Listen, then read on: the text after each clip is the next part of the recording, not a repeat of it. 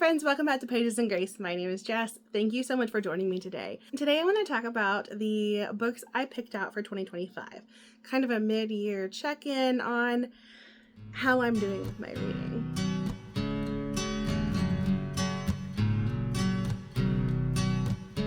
So I updated Instagram a few weeks ago, and I did not have this many finished. I think I have 13. 1, 2, 3, 4, 5, 6, 7, 8, 9, 10, 11, 12, 13. I have 13 books out of my 25 finished. And these are not in any order. I actually got ready today to film this video during nap time, and it ended the second I sat down. So I'm going to do my best to get through as many books as I can. I may have to sit down again later to finish this. We'll see how far we get. All right, the next one is 1776 by David McCullough. I love David McCullough's writing. I've thoroughly enjoyed several of his books. This one probably wasn't my favorite. I went into this thinking I was going to get much more of the story. I don't know why I was thinking that. 1776. It's literally about this year. So you're not going to get a lot of closure, and you're going to get a lot of little snippets throughout, which is an interesting way to look at it, but it definitely wasn't what I wanted. I think I enjoy his writing more when it is about one individual and the entirety of their life, or their entirety of their life during a certain situation. This one was a little too broad and not deep enough. There were several instances that I really enjoyed, that I really didn't know a lot about, and I learned a lot from, but it did not draw me in like something like John Adams did. So, good book. I think I gave it 3.5, 4 stars. I still learned something from it, but not my favorite. And I'm back. It is much later in the day if you can't tell by the lighting. And oh my goodness, I have all the books. Alright, a little later in the day, but here I am to talk about these 13 books that I have finished so far this year. I have had a whole lot of 5 stars from this list, which is such a good feeling. It makes me want to keep reading the ones I picked out. I have picked a much better group of books this year. So last year I picked books that I just wanted to get off my shelf. They had been there for quite a long time, which made for kind of a frustrating year of reading these books.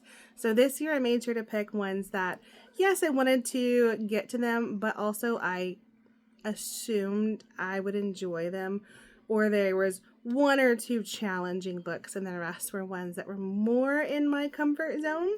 So I think that's definitely paying off. I've read 13 of the 25 books so far. I have 1 that should be in on Libby in like a week or 2. So hopefully I'm keeping that number moving in the right direction. But I'm going to talk about the 13 books that I've already read this year. And that starts off with one of my favorite. It comes from one of my favorite series from Pepper Basham, and that is Heart of the Mountains. Cora was a nurse serving in World War I. She comes to America to escape an unwanted marriage that she is escaping. Her father's trying to set her up.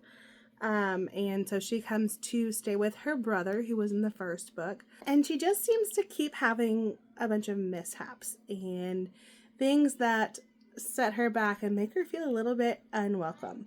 But her determined spirit and her heart of a nurse keep her coming back for the people of the mountains. It was such a beautiful story. And as always, I loved the community aspect of this book. Highly recommend, definitely 5 stars. The next book is Where the Trees Touch the Sky by Karen Barnett. This is my first book from this author. I thoroughly enjoyed it. So in this one, we follow 2 timelines with the start of Redwood National Park.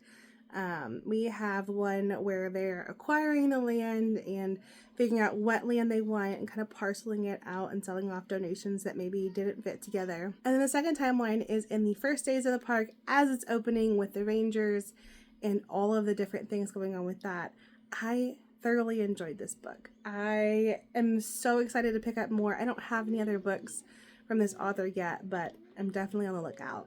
Oh, I forgot to say, this one is 5 stars. I have had these books sitting out for a while to talk about, so I'm excited to finally put them back on my shelves. I went from starting this week with no air conditioning. The air conditioning in our house went out for 2 days. It was miserable. sleeping in an 85-degree house. Not fun.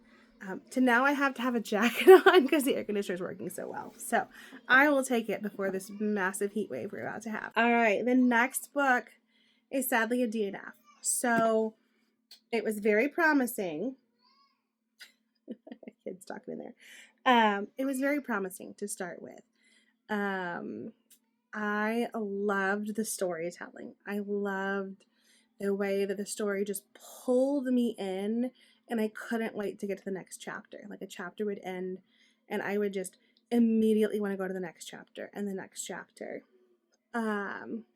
So why is it a DNF, you say? And it was that writing that really kept me going through a lot of the things that were going on in the book. This is World War II historical fiction. There are going to be atrocities. You just go into a book kind of understanding that. This book, the way it was written, just felt like it went too far. It pushed that too far for my comfort. It may not be for you, and that's okay, but definitely looking to trigger warnings for this book. So one of the notes I wrote is that it definitely didn't shy away from the atrocities of war and just human nature in general. I made it to at least chapter 14, which is 168 out of 480-ish, 470 pages. About there. And there were many times where I was like, ooh, I don't know if this book's for me. And then I'd like, okay, just get past this. The story is so good, and I really want to know what happens. So the biggest struggle for me was that the explicit scenes kind of went into more of a gratuitous nature than just talking about the story. It was like every chapter. And some of it was consensual and some of it was not. It was disturbing, which World War II, very disturbing as it is. But it just crossed a line of comfort for me with this book. I haven't even told you the book, I'm sorry. It's Lilac Girls by Martha Hall Kelly. It was every chapter for a while that I was just feeling that I should put this down. And it got to the point where I was like, I'm telling myself I should put it down more than I'm wanting to go forward with it. So I would say I really want to know what happened. So days after this, I was still in my mind like, I wonder what happened to this person. Oh, I need to get to that. Wait, no, you stopped reading the book. You put it down. So this book had so much promise, but it was just too much for me. So if you do want to read it, I know people love this book. But just look at trigger warnings before you go into it. They're intense. And this book is now in my Pingo store. If you are interested in it and you want to pick up a copy, it's over there. All right, everybody's in bed. Let's talk about more books. Okay, The Victory Garden by Reese Bowen. Where's it at? Here it is. So, The Victory Garden by Reese Bowen. So, I totally picked this one up based on the title and the cover.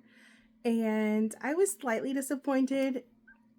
It was still about gardening. I understand why the title is the way it is, but it was a little bit of a letdown for me. So in this book, we follow Emily, who is determined to do her part during the Great War. And in doing her part at the hospital, she ends up running into an Australian pilot who she falls in love with and accepts a marriage proposal. Not long after he is called back to the front lines. Despite her parents' wishes, she signs up as a land girl to volunteer to do her part during the war. Through that work, she ends up working on the Devonshire estate. So in this book, there's a lot of they're here, and then they're there, and then they're there. And it just felt a little clunky. Like, it didn't flow together very well for me. They're in this place, they leave, and then they're back. Like, it was hard to come back to. Like, I would put the book down and I would come back to it like, wait, we're here again? What? How did that happen again?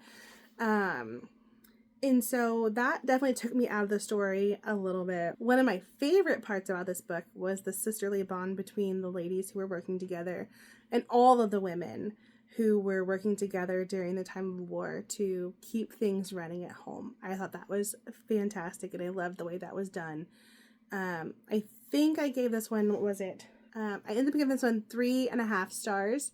And it was just the clunkiness, the jarring between each of the different situations that really took me out of the story. It was definitely a story of resilience, but I don't know. It wasn't my favorite book. So that last one, the Victory Garden, and then this one, I read about the same time, and they kind of ran together in my memory. So it took some teasing out to write down some notes to really get them separated. This one I enjoyed a whole lot more, and that is If I Were You by Lynn Austen. Now this one is during World War II. So in this book we follow Eve and Audrey. Eve and Audrey are friends because they're moms. We have Eve's mom is the lady's maid for Audrey's mom. Anyways, they meet. It is an unlikely friendship that develops between the two of them. As they grow older, we see time pulls them apart, and we catch back up with them in 1940 when they come back together because of the war. And then we also have a timeline in 1950. Their families, the situations that they're in, and just trying to find their place in the world. I love the friendship in this story and the resilience of these ladies and just doing what needs to be done for the good of their families. It was such a good story. This is my first Lynn Austen, and it definitely won't be my last.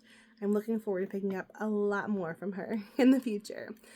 This one is 5 stars. The next book I read was Having a Merry Heart in a Martha World. This is by Joanna Weaver. This book is billed as an invitation for every woman who has ever felt she isn't godly enough, isn't loving enough, isn't doing enough. That was enough to pull me in, and I don't regret it. So this book was such a great reminder to never make yourself so busy that you don't have time to spend with God. The busyness of life should not take precedence over your prayer life and your spiritual life. One of my favorite parts is where she talks about evaluating your life and setting down the things that don't matter. At each stage of life, we have so much capacity and so much time, and to really make sure you're using that time for what matters. This book was just such a good reminder of keeping our hearts and minds rooted in Jesus can help steer us in the right direction and the way that he is calling us to pursue things in our lives. I ended up giving this one 4 stars. I really enjoyed it. All right, the next book I picked up was The 29th Day by Alex Messenger. This one I picked up while we were in Minnesota traveling at an independent bookstore. So this book is a memoir of the author's travels through the wilderness of the Canadian tundra. They go on a kayaking trip, and while I love a good nature and adventure story, the writing style just pulled me out of the story a little bit. It was a little too descriptive, in my opinion. I thought the trip was fascinating. It's not something I would probably do, being away from civilization for that long of a time. And so the first half of the book is just documenting their trip and kind of setting the stage for what is going on. And at a certain point, he is attacked by a grizzly bear, and then it's the story of survival and trying to make it through to get out. He writes the book, so that's a little bit of a spoiler for you. Overall, I did enjoy it. It was a 3.5 star for me. Had to take my contacts out. It was too late in the day to have contacts in, but having those on makes the glare awful. So the next book that I read is probably my favorite book as far as nonfiction goes. And I could probably talk about this book for a very long time, so I'm going to try to keep it brief and concise. This is actually one of the books that I pulled from my mom's shelves. After she passed away, I inherited a lot of her books, things that I maybe wanted to pick up and read, and it is Rome Sweet Home by Kimberly and Scott Hahn. This book was actually recommended to me back in, I think, 8th grade religion class. I remember my teacher talking about it, talking about his story, and just giving us the bare bones of the information. And I thought, oh, maybe someday I'll read that. So my teacher recommended it to me. I finally picked it up decades later. And the funny story is I actually ended up teaching that same job a little bit later, which was absolutely such a special experience. So Scott and Kimberly Hahn were both Presbyterians, I believe. And from a very early age, they felt a call to ministry. I think on Scott's end, he was kind of a troublemaker for the first part of his life. And then at some point in high school, he really found the Lord and found his calling in ministry. I think Kimberly came from a family of pastors and was pretty solid in her faith all the way through. But we get to see them as adolescents meeting through college, through all the phases of their life. I love how in these chapters we have each of them writing their perspective of that era of their life. I thought that was really interesting to see the different perspectives of where they both come from and how they came together in marriage and in their hopes and dreams for the future. That was such a unique way to tell this story, which I thoroughly enjoyed. I loved how this book left me with so many things to study and so many questions to look into and answer that truly deepened my faith. So this book definitely had me in tears. It had me laughing. It filled me with a sense of hope. And it's so hard for me to wrap my head around how someone who was so staunchly anti-Catholic, like Catholics are the worst, would then become one of the people who would be a main contributor to the Catholic Study Bible. This massive, amazing tool. I have only touched the surface of the knowledge that is included in this book. So, highly recommend. Really enjoyed the book. It was a very, very quick read, an easy read, relatively short chapters. It was relatively short chapters. I tabbed so many things as I was going through. Yeah, definitely recommend if you have not picked it up yet. Alright, so I gush about one book and go on to the next book. And that is Love in the Eternal City by Rebecca W. Martin. I'm actually in the middle of a reread of this book. I loved it the first time through, and now a book club is doing it, so I was like, I'm going to pick it back up and read it again. It was so refreshing. So we follow Elena and Benny, and Elena comes from Wisconsin. She's just got out of a terrible relationship. There are repercussions that are still facing her after the relationship has ended. So kind of a fresh start is a good thing for her. And Benny, or Benedict, is also a member of the Swiss Guard. So he works in the Vatican. They meet each other. She befriends his sister. They have kind of a friendship that starts that might develop into more. I really enjoyed how they both went through some difficult life decisions, and how they went to prayer when they had these big momentous things happen in their life. Their first reaction was to go to prayer, and I think that example was just beautiful. I absolutely want to go visit Rome now. I really didn't have that on my list before. I didn't dream about going there. After experiencing it through this book, it's towards the top of my list. I thoroughly enjoyed this. 5 stars. Would highly recommend. Alright, so the next book is Stay With Me by Becky Wade. This one we follow Genevieve, who is a Bible study author. She is very well known and very well loved, but she has some secrets. She thinks she has them hidden. Her addictions are found out after she returns home. She's on a trip to find out more about this anonymous letter that was sent to her about some mysterious things happening in her family that she wants to learn more about. And then we have Sam, who is dealing with sorrows of his own, and Genevieve just lands in the middle of his solitude. I love how this author can write such beautiful and uplifting stories without shying away from the struggles of real life. This is the first one I've read in this series. I've read the Sons of Scandal series, which I really enjoyed as well. I've not read the third one just yet, but I enjoyed this one and I highly recommend. This one was a 5-star read for me. The next book I read was Salt to the Sea by Ruta Sepetys. I love Ruta Sepetys books. They usually take place in a time in history that I don't know a lot about. It's not always as well known. And this is exactly the same. It is during World War II. This one is set in 1945, where we follow refugees who are escaping from the Soviets coming in and taking over. They all have secrets that they're trying to hide, and they're just trying to survive. They're all trying to make it to the sea in order to board ships to escape the oncoming Soviets. I loved the characters in this story. I loved how they all had such depth. They all had things in their past that they're things that I couldn't imagine going through at their age. I also loved how we got to experience their stories from each of their perspectives. So there were 4 main points of view, and there were some other characters sprinkled in throughout. This book was definitely hopeful and heart-wrenching at the same time. I think this book definitely put me in a reading slump after this one, and then there was another one with it that was very hard to read through, and the combination of the two of them just kind of broke me from reading for a little bit.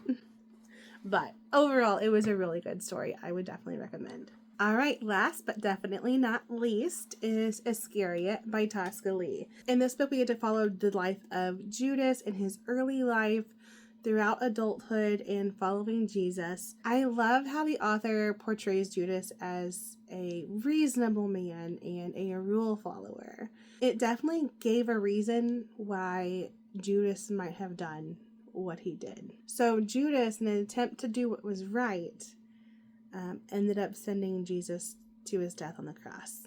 And what an emotional book. It really leaves the question of, what would I have done in that situation? Me, rule follower, would I have made a different choice? Such a tough situation. It really puts things into a potential perspective for you. I do struggle with biblical fiction. I struggle with keeping fiction and the actual events in the Bible separate. It gives a plausible, reasonable scenario of how everything was set up. But it is still fiction. And so I do struggle with that a little bit. That's usually what takes it down a star for me.